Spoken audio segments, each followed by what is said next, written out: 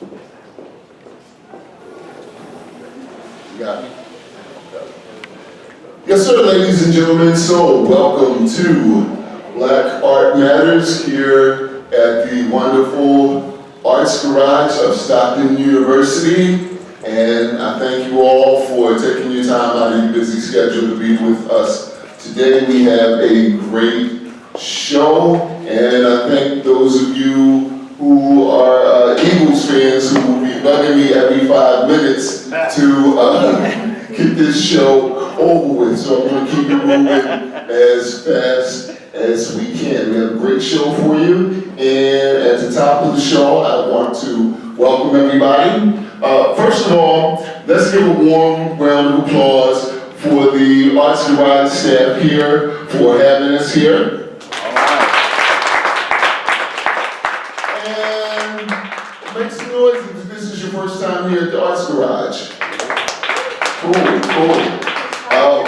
We're also here courtesy of the South Jersey Cultural Alliance and a radio show that I produce called The Light, which can be heard here in Atlantic City and also in Philly on 106.5 WPPM. So we're going to move right off of that and into our opening segment, which everybody has an opportunity to be involved with. And no, I'm not going to ask for a donation, although I will take all donations because we have incurred some expenses. But I invest in the arts, so the Arts Garage gives me a stipend, and then to supplement what we need to do, I also invest some money too. But what we're going to do now is our Let's Talk About It segment. This is how we open the show. So, I had one idea in mind, and then they dropped the tape on Friday. Now, this is how the world works. If I just said, have you seen the tape? Y'all know what I'm talking about, right? Mm-hmm. Have y'all seen the tape? Yes. Yes. Okay, so I got my own thoughts, but what are your thoughts? Anybody? Well, I have a thought.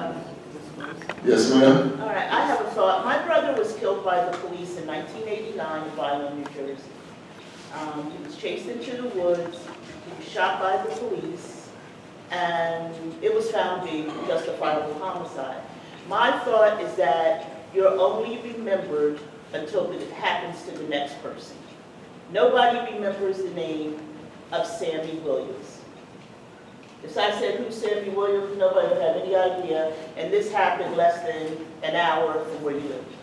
Wow. So, you know, as time goes on and as the next person goes through these types of vicious situations, we forget about the other people. Their name is dropped and... Thank you for sharing.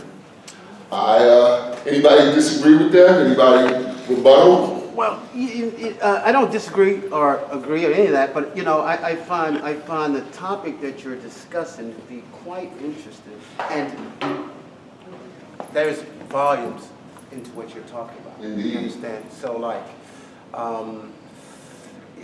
you know, are things done the way they should be? No. Are people treated the way they should be? No. Are we, they, them? No.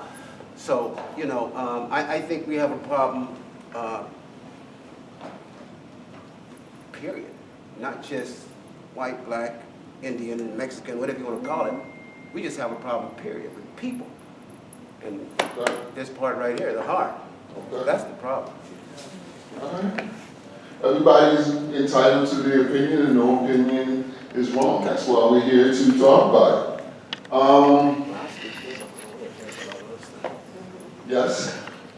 Hi. So, one, I don't think we necessarily forget the names. I think it happens so often that we can't keep up with the names, which is just unfortunate for our community. That it happens so many times that the list is so long. But I had many thoughts watching the video. I had many thoughts. I haven't been on social media for at least only a week. I didn't even know it was happening because I also chose not to watch the news. Right, But I had thoughts when I heard that there was a video.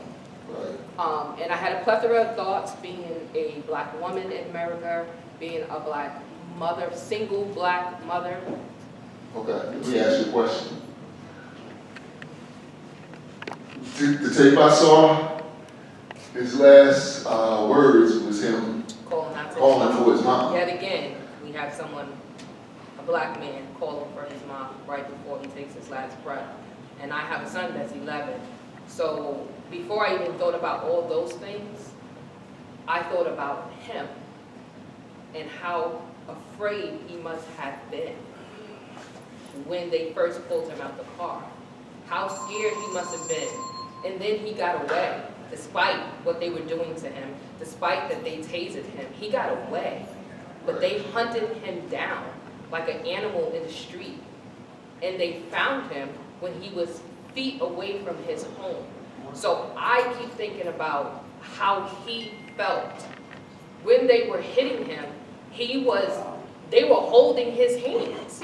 So then I gotta look at the man, rather it's a white man, a black man, a purple man. What kind of man are you that you're sucker punching this young man with his hands strapped behind his back? That make you felt good as a man? Forget about an officer. So I just think about how he felt. Like, I couldn't imagine how he felt or how his mom felt knowing he was so close. He almost made it home. He almost made it home to know that he was that close. Yes, I have a question. yes. So, are we familiar with the, there was a term I was going to use as it relates to what we're talking about. But I'll come back to you because it skipped, it went, so I'll come back to you. No worries. Okay? All right. What are your thoughts, or do we have any thoughts on the people who sat and watched and thought it not wise to intervene? Say that one more time. There were firefighters there, sheriff officers there, who watched the whole thing go down and figured, I'm not going to get involved for whatever reason. Any thoughts about that? Yeah? No. Why? It's crazy. Just as guilty. You feel like you're just as guilty? Just as guilty. Because you come out, and those type of departments, fire departments, police departments, things like that, there's a so-called brotherhood there.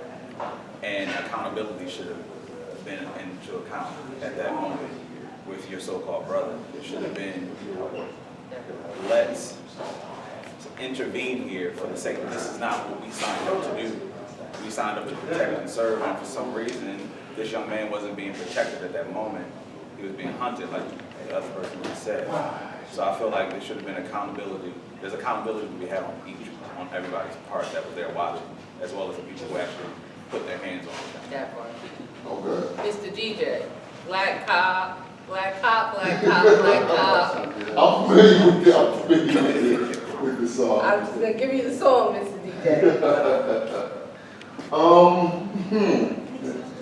When I do let's talk about it, I try and keep my personal feelings out of it, so I'm going to continue to do so, but as always, if anybody wants to know, just ask me. Y'all know I'm not shy about saying what I feel. So I want to end with this question.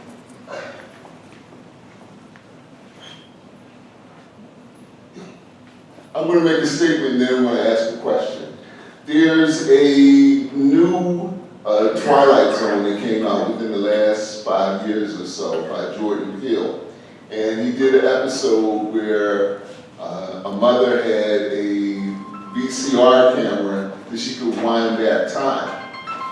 And 6 or 7 times she tried to save her son from the hands of the police. And just at the end, when she thought that everything was cool and she had finally saved her son, you could hear the sirens and see the red and blue lights in the window So my question is this: is there a way out, or are black people? Because the president is basically, okay. So here I go injecting my 2 cents again. The president has basically said, I can't do nothing about it. So does that mean because the president can't do anything about it, that we are just doomed for our loved ones to be at the mercy of the police? Is there any way out? Yes. I think so. Please share. You know, I don't think the way out is about, the black and white thing. The way out is like, we can continue to do the good thing, the right thing, as we know we should, and because we have no control over, I'm going to say them, and them can be anybody, you understand what I'm saying? We have no control over that. But what we have control over is what we do. And that's the part we can focus on. Everything else doesn't really matter because we can't change it. Us, we can change. Okay. You had a comment? My comment was, I think there's a problem with the police policing themselves. They spoke about, on the news, they spoke about these elite police units and the lack of supervision that they have. I think that poses a problem. I think when they handpick or select these officers, I think more care should be given to who that individual is prior to giving them a gun, giving them a badge. I think some type of, test or psychological evaluation for these specific individuals that's going to be out there appearing as if they're above the law, because that's just kind of how they intimidate the community. So I think there should be more of a concentrated effort to police the police beyond what they're doing right now. Okay. I got time for one more comment. Right here. To answer your question, I think, yes, we can do something about it. I believe we got a whole, and we should not obviously wait for the president to do anything. I'm not expecting him to do anything. However, we have to do it as a people. We have to stand on the shoulders of our ancestors. I'm thinking Montgomery bus boycott. Economics. It's always about economics. We have to demand politicians, our congressmen, our senators to pass a George Floyd Act. And even though we have Democrats in that position now, we have family members in other states that we can contact and get them to do something about it. I think as a people, we need to do something about it. We can do something about it. We must do something about it. We just got to stay involved and stay active. Get off the phones, get out the TV, all the other stuff, and social media, and get to work. And on that note, that would be our last note on that particular subject. Thank you for participating, and let's talk about it. Everybody can say that they were a part of Black Art Matters. And right about now, it is my distinct pleasure to invite to Black Art Matters one and only Miss Michelle Wilson, who is a storyteller and keeper of our tradition, a griot, and also a personal friend. So I'm going to ask if she can come on up and join me here at the table. So.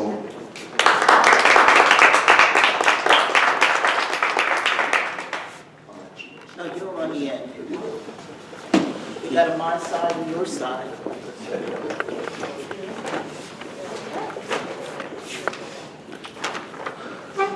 All right, so this segment is called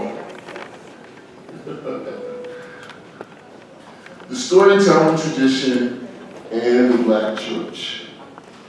And so Michelle and I have been friends for years, and we reconnected just recently, and the conversation steered toward both of our involvement in the church And so I said, you know what would be a great conversation for us to discuss how the church became a safe place, a great place for us to start.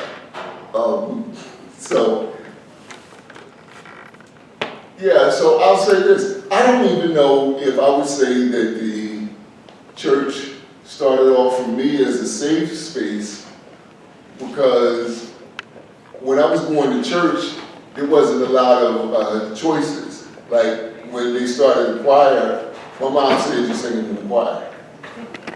Wasn't no ask about it. She didn't even know whether I could sing or not. I was in the choir. So how did you start, and how did you start in church?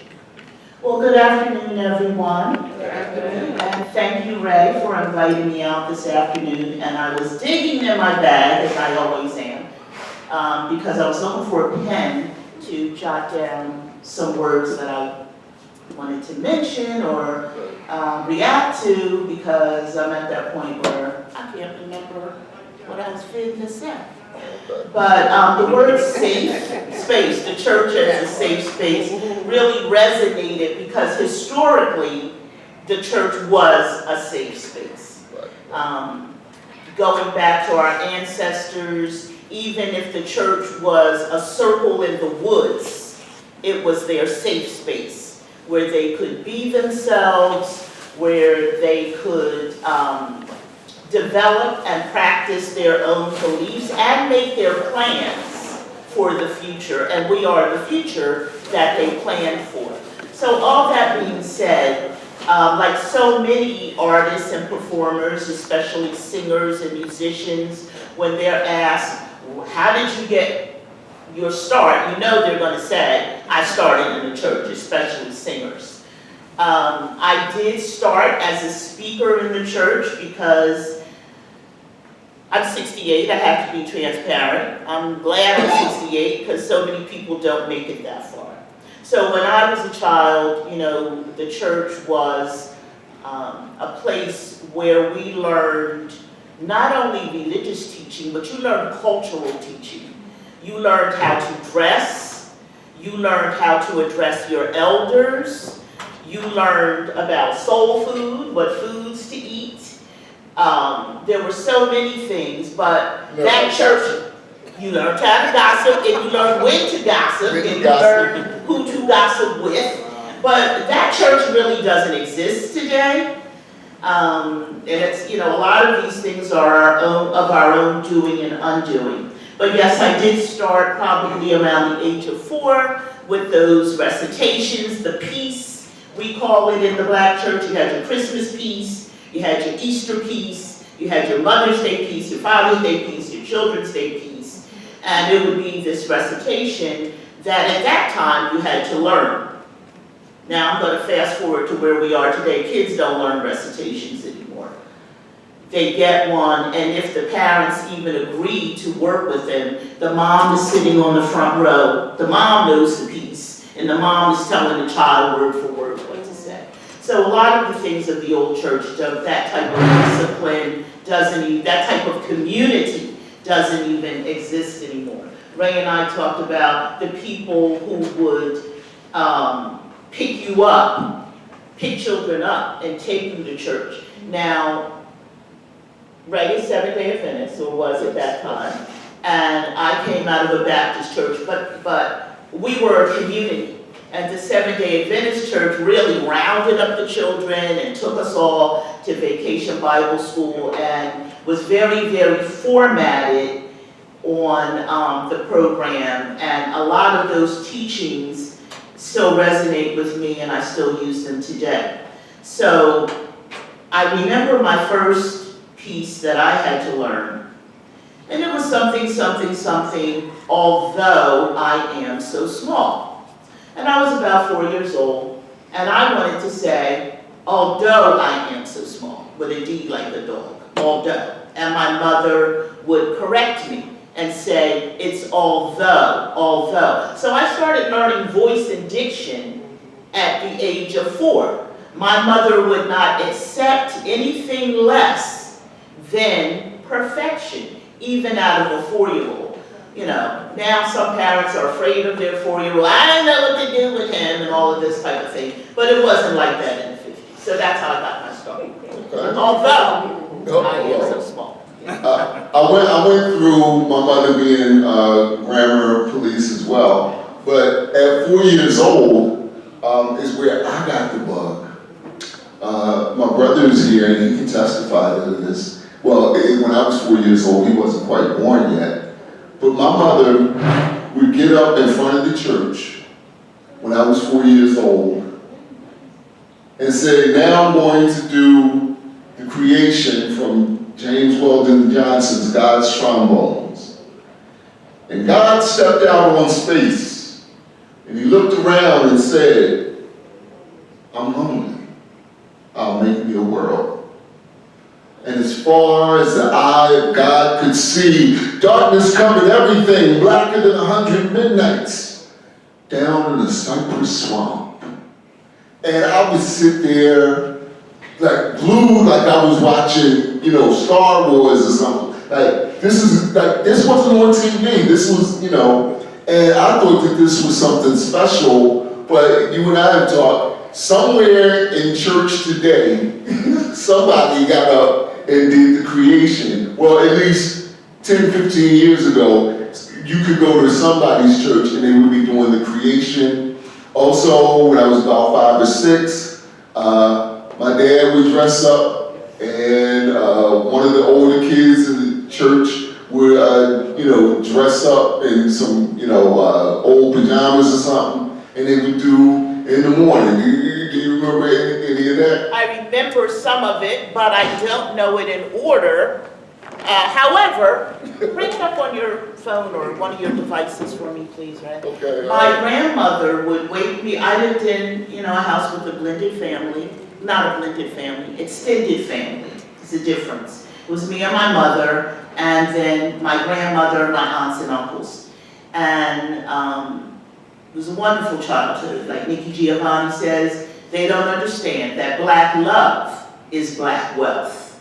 So I never knew that I was from a broken home. Somebody had to explain that to me. I never knew that I was a disadvantaged child. As a matter of fact, one day in elementary school, I can see that, the teacher said to me, because I was a very precocious child, I know you can't imagine that, but the teacher said to me, you think you're wise, don't you?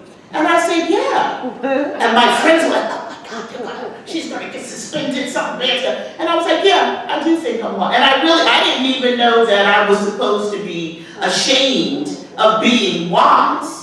I had been told at home that I was wise, that I could remember things. My grandmother would tell me that I could remember things like an elephant. These words were spoken over me. But my grandmother and my mother, sometimes they would recite the words to this poem in the morning, and that is the name of the poem. It's a Paul Laurence Dunbar poem, and as you know, Paul Laurence Dunbar wrote both. He wrote actually in what we call standard American English. He also wrote in what we call Negro dialect, but he also wrote in Irish dialect. So I'm a professor also, so pardon me when I go into professor mood. Lies, lies, bless the Lord. Don't you know the day abroad? Now, if you don't get up, you scamp, there's going to be trouble in this here camp. Think I'm going to let you sleep while I earns your board and keep? That's a putty howdy do. Don't you hear me, liars? You! Bet if I come across this floor, you won't find no time to snow. Daylight all is shining in. While you sleep, why it's a sin. Ain't the candle light enough to burn out without a snuff? But you go the morning through, burning up the daylight too? Liars, don't you hear me call? No use in turning to that wall. I can hear that mattress squeak. Don't you hear me when I speak? This here clock done struck off 6. Caroline, bring me them there sticks. Oh, you down, sir? Oh, you down? Look here, don't you dare to frown. Wash yourself and wash your face. And don't you splatter up this place. I got something else to do, besides just cleaning up after you. Take that comb and comb your head. Look just like a feather bed. Look here, boy, let you see. You shan't roll your eyes at me. Come here and bring me that there strap. Boy, I'll whoop you till you dry. You done felt yourself too strong, and you surely got me wrong. Sit down at that table there. Just you whimper, if you dare. Every morning in this place seem like I must lose my grace. For your hands and bow your head. Wait until the blessing said, Lord have mercy on our souls. Don't you dare touch them there rolls. Bless the food we going to eat. You sit there still. I seize your feet. You just try that trick again. Give us peace and joy. Amen.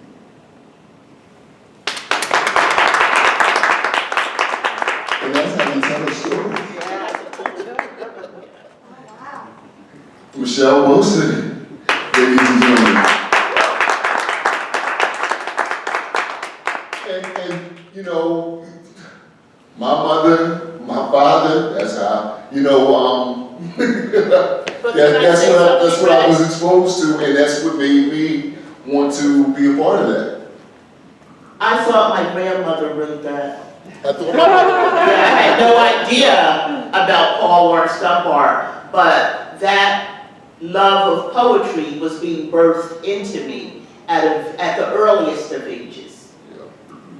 So, what really sealed the deal is a story that I'm including in a memoir that I'm writing called Ooh Ooh Child. So, what happened was, my mother had written a play about Jesus and the disciples. And really all she did was take it right from the Bible. And she wanted me to play Jesus. And I was like, oh, I go to school all week. I go to church on Saturday. Now she want me to practice. So she got, Todd might understand this. She got tired of my superstar ways, and she said, okay, don't be in the play. But she said, you still gonna go and support the rest of the family. So first of all, we went to Jericho, a bigger church than the one I came from. Crowded church, packed, and I never forget, Lewis Hupp had my part. And I'm sitting there looking stupid in the audience while Lewis Hupp is playing my part. And I could have been up here, doing what my mother asked me to do in the first place. So, that's how I learned. And from that day to this day, I rarely say no, and it let me know that whether I decide to be a part of the show, like they say, one monkey don't stop no Unless show. it's a one monkey show. This show will definitely go on. So I just wanted to, I wanted to have this forum, this panel, to thank all the dear, sweet souls who are still here and the ones who have passed on, who, helped bring me up, because definitely without, in the morning, without the creation, Sister Caroline, I would not be here hosting Black Art Matters right now. Well, thank you, Ray. And I do remember those people. People often ask me, how did I become a storyteller? What led me to choose that as a path? My mother always, she believed in speaking, positivity into us, but she didn't tell us, I'm going to speak some positivity into you.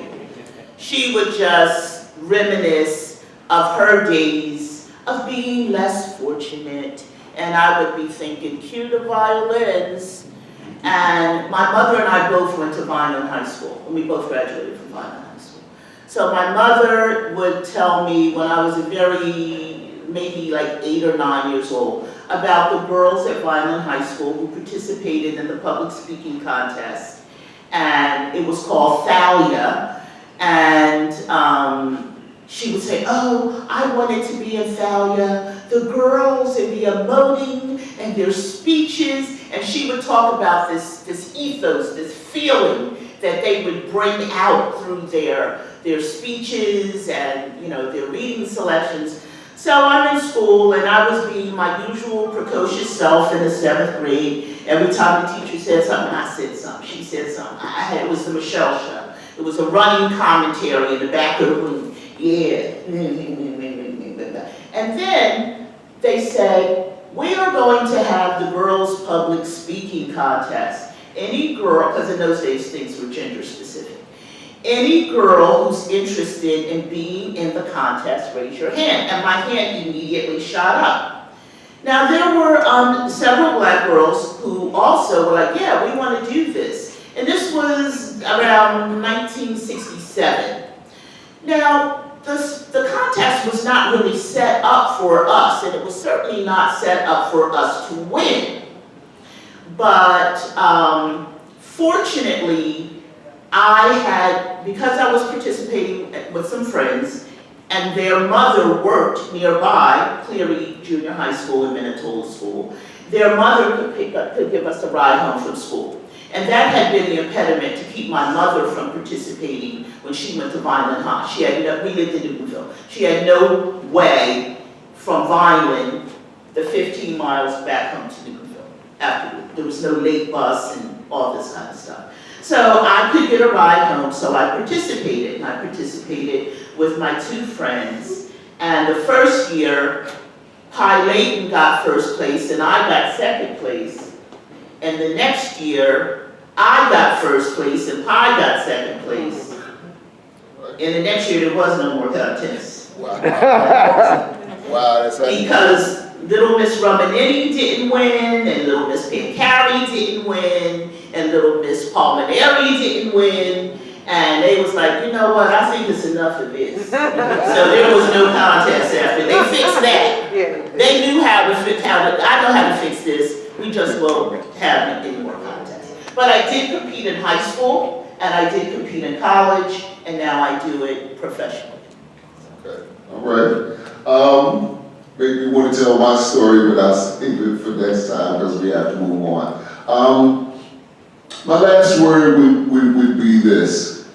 For those of you who are kids or have children, please take advantage of every opportunity you have to expose and to share your culture with them. One of the things that we also did is when I was coming up, we all ate around the dinner table until I was maybe 16 or 17 at the same time. It wasn't, I want to eat at 7, I want to eat at 9, I want to eat at 4. When Dad came home, okay, this is the wrong crowd. You understand what I'm saying? Well, right? I'm listening to you, Ray, but I got to tell you, first of all, Dad did not come home. Dad, okay. Dad, we still wait for Dad. Okay, Dad all right, never so, And, but I must say, different strokes. yeah, it was different, but here's the thing. Dad didn't come home. Okay. We did not have family dinner around the table. All right. But when I grew up, Dad came home, my children's dad, Okay. and we had dinner around the table. We had a dinner time, children, So just because it didn't happen in your home when you were growing up, we don't have to continue a generational curse. That's right. Right. We don't have, and we do not have to induce shortages on ourselves. Right. Now, I'm not judging my mom and the way she lived because she was a great mom. Right. She raised 5 of us, Right. all college educated, 4 All right. graduates, and a barber. Okay. But, I chose a different lifestyle. Okay. I chose to get married, have a husband, have a house, have a car, these types of things. And so I'm just saying, a lot of times people want to use that as an excuse. Okay. One time, someone came to my house, and I had See, flowers on the table. Right. And they said, oh, you got flowers on the table. I didn't grow up with no flowers on the table. I said, I didn't either. but I like flowers and I have a table. And I don't have to continue what I didn't grow up with. I can make my own decisions. I'm a grown person. How do you learn these things? I looked at books. I read magazines. I mean, there was that time when I did want to be June Cleaver and I wore pearls at 7 a.m. But I found out there was a lot on the clipping room floor that we didn't see. We didn't know that Dick Van Dyke was an alcoholic and that Laura was going, oh, wrong, for a reason. But, you know, I will say that we can't use our parents' shortcomings as our excuse. Okay, all right. I like that, I like that. So let this be my last note. Whatever your story is, step up and tell it, because the world needs to hear from people who had dinner every night with Dad and from people who didn't. Would you like to have the last word before we move on from this segment? How many words, how many minutes of words do I have? Let's say 2. 2 minutes. Okay, you keep talking. Let me figure what I can say in 2 minutes. I'm not known for my brevity. Well, just give us your last words then. Well, my parting words are, speak life into your children, your grandchildren, the children in the neighborhood. A lot of I just moved to Atlantic City a year ago from a very idyllic life out in Mays Landing in an apartment complex with a swimming pool. And now I live in a neighborhood where someone boarded up an empty house and wrote, say no to drugs, and the next day somebody came back and said, say yes to drugs. So that's kind of the world that we live in. But I will say, continue to speak life over your children. Continue to tell them about opportunities. My mother never said to us, if you go to college, she said, when you go. And when my senior year in high school, my mother bought me a suitcase for Christmas. Not that she was trying to say get out, because I was going anyway, because I had younger siblings, and they were waiting in line to get my room. But I would say speak life, be positive, and even though we have fears and concerns, don't let them overcome your ambitions and your desires.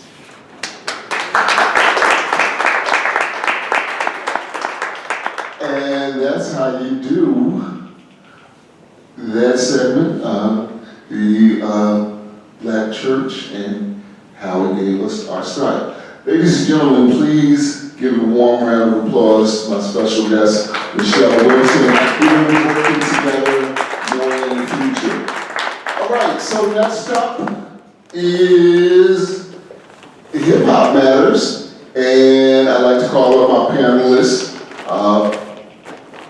One gentleman who I know like a brother, because he is my brother.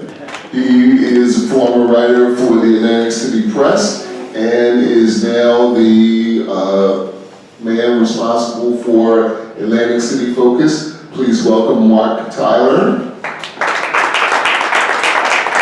Next, we have a friend of mine who is an educator, and also we both arrived at the Source magazine about the same time. He's also written for Smooth and Vibe. Please help me welcome Nathan Davis.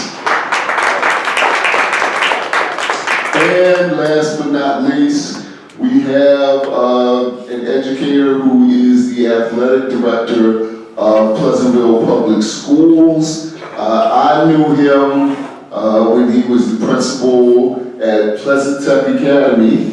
Do I have that right? I don't think I've mentioned the name Pleasant Tech Academy in over 10, 15 years.